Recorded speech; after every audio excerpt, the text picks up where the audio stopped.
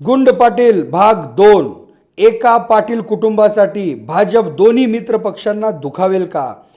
बाळराजे पाटील यांनी अजितदादांना आवाहन देताच मोहोळचे नव्हे तर राज्याच्या राजकारणात ही चर्चा होण्यास सुरुवात झाली आणि अनगर म्हणजे दहशत, गुंडागर्दी आणि एकाधिकारशाही आहे हेच वदविण्यात अनगर पाटील विरोधक एकवटले आणि तिखट आक्रमकतेने टीका करण्यास सुरुवात करताच पाटील कुटुंबाने आपल्या वक्तव्यातून घुमजाव केल्याचे दिसत आहे।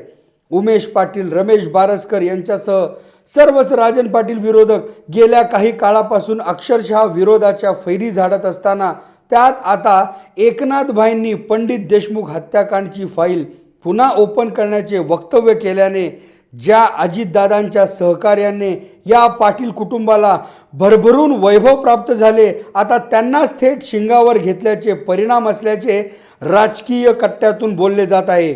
आज मितीस राजन पाटील व कुटुंब हे भाजपात आहेत, परंतु भाजपाचे दोन्ही मित्र पक्ष हे राजन पाटील यांच्या विरोधात असल्याचे दिसत आहे।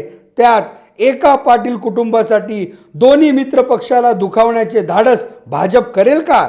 राष्ट्रवादी आणि शिवसेना यांच्या नेतृत्वाकडून या विरोधी लढाईस कसे व किती बळ मिळणार हे मात्र सांगणे घाईचे ठरणारे आहे।